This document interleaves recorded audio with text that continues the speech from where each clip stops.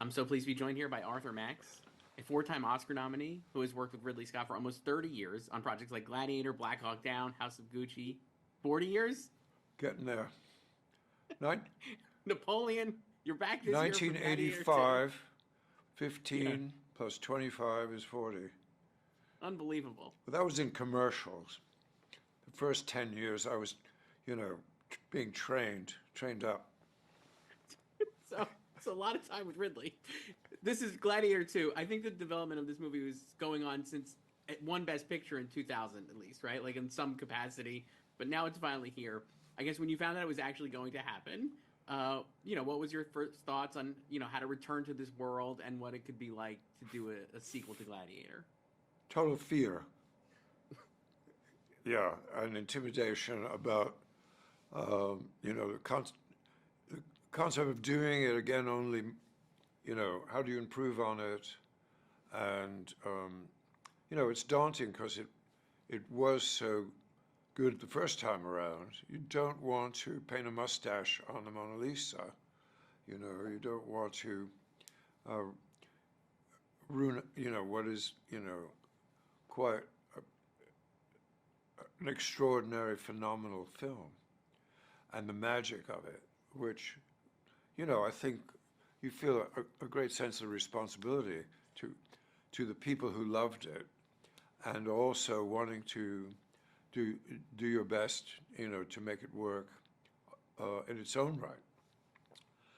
And fortunately, I mean, now we have so many more tools, not only, for visual effects set extensions, but also in fabrication of things, digitally, mechanically, with computer-controlled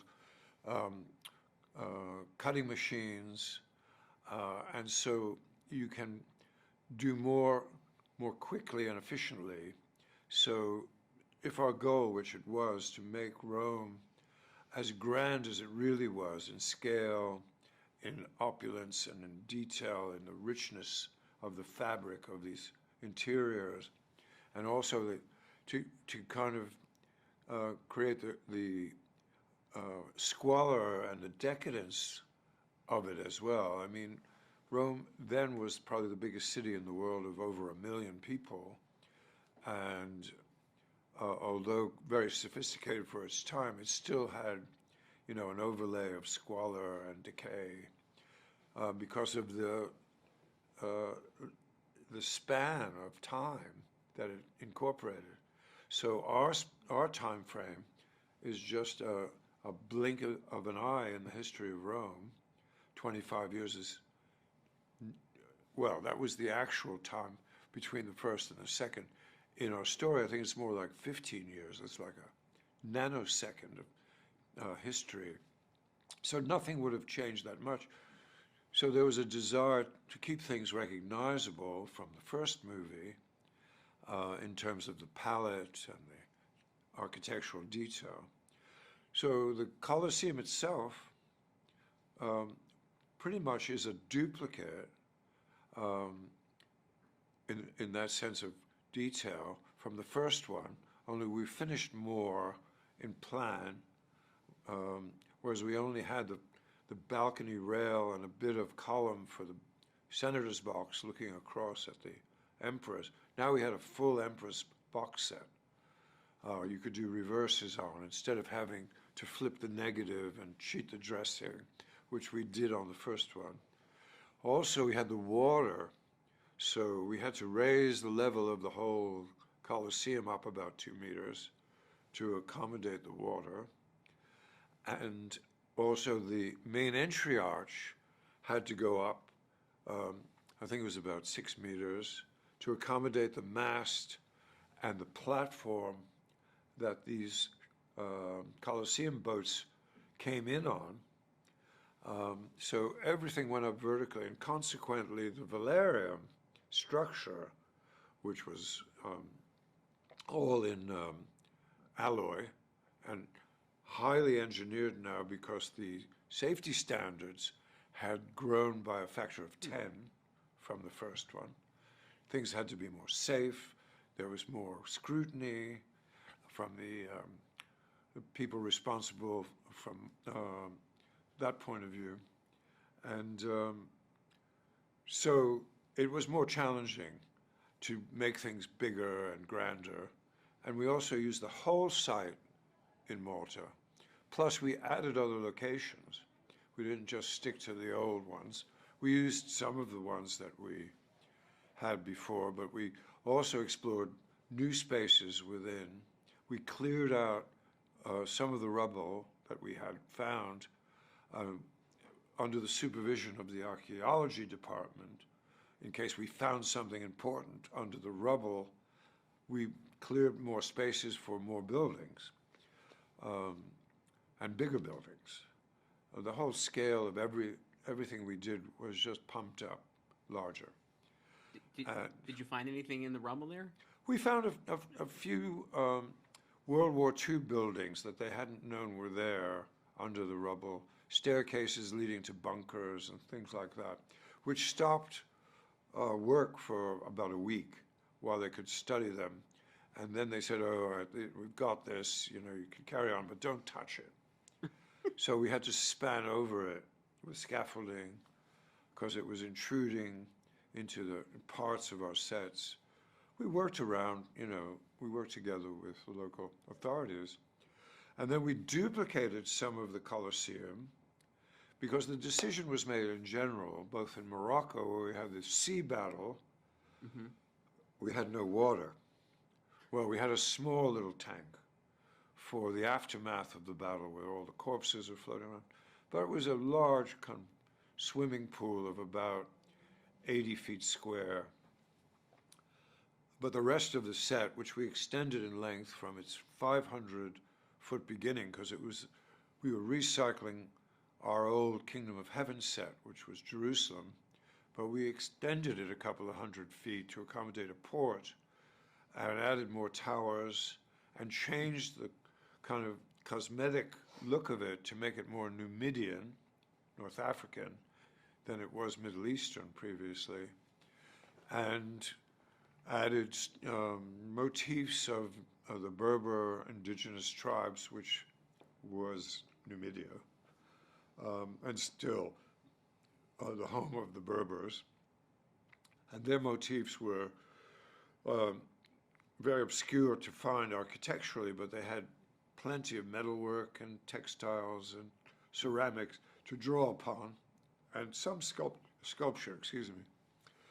And we used those as an overlay, put copper roofs on the towers, and put flags on top of those, and raised some of the towers, and put giant war drums on them, and flambeaux and fireball pots, and the whole kind of chaos of war ensued. But there was no water in the sea battle to speak of. Everything was filmed. All the ships moved on hydraulic wheeled platforms from the special effects department, physical effects, plus the visual effects brought the water in. That was the case in the Colosseum as well. The water spouting, water was real, but they were into catch tanks that were recycling, like fountains. We had 14 of those, but the floor of the arena was dry, and the ships were running around on hydraulic, all-wheel drive, all-wheel steering, pitch and roll, yaw, just like real ships, which were used for heavy industrial transportation. And we had 4 of those, millions of dollars. We were renting them, but it was right. It was the only way to do it. But then to get the water work, where you actually have people falling in the water and cameras in the water, we went down the road in Malta to where they have one of the biggest tanks in the world, and we recreated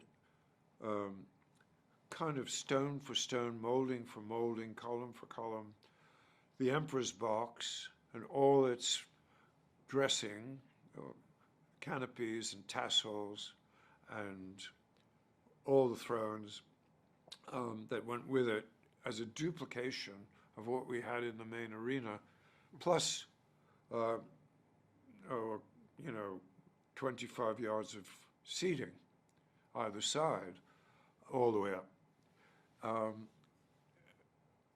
just to get those sequences of close-up and water-related shots. It's just amazing. You mentioned like like Kingdom of Heaven too. I mean, like, does it feel like, to me it feels like this? I guess Ridley's like maybe the only director still making movies at this scale and this like kind of detail. Do you get that sense, or like is it Well, like, I mean, those are themes that run through ever since I've known him, from the first commercial till now, are themes of scale, density, and finite detail. So, he has a kind of telescopic and microscopic approach to everything he does, whatever the genre. And he's the master of time and space, whether it's past, present, or future. And there's nobody who can choreograph 12 cameras, I think, since Kurosawa, really, as well as he can, and battle scenes, and horse choreography, and great crowd movements, and just the sweep of it. I mean, it's good old-fashioned filmmaking at its best. It's consummate professionalism. Yeah. You mentioned like at the top there, like how maybe there was fear coming back into this, but I mean, like, obviously the film, the proof, this film is like, it, like, I think when people see it, obviously when it comes out here, it'll be, it's success. I think you guys nailed like this, and it feels like so epic. I'm assuming yes, that you are proud of this, but like, how does it compare, I guess, to your feelings of the original, and like, how do you feel like you kind of, did you go above and beyond what even you did in the original here? Well, it's relative. I mean, I was terrified on the first one because it was only my third film as a designer. Both of the others were much smaller scale. And I was terrified on this one. But I had more experience, but it was much more ambitious. Mm-hmm. And you were out in the elements because we don't like working indoors. We had a few weather cover sets which were interiors of the locations, as it were. So you're indoors on the set shooting, but everybody else is outside in the weather. And not to say too much about the strike, but it did have a big impact on interrupting the flow of what we were doing and put us back to finish the film 3 months later in a completely different season, which didn't help in a lot of ways. Ridley's always very lucky with the weather. And so when he showed up, having built the set in driving rain and mud-soaked fields for the finale, when the camera started rolling, the sun came out, of course. And so he got the light he needed, which is, part of the blessing of the movie gods that you can never predict. So, yeah, I mean, I would say, for me, I have to hide my fear from everybody else and try to inspire confidence in my team.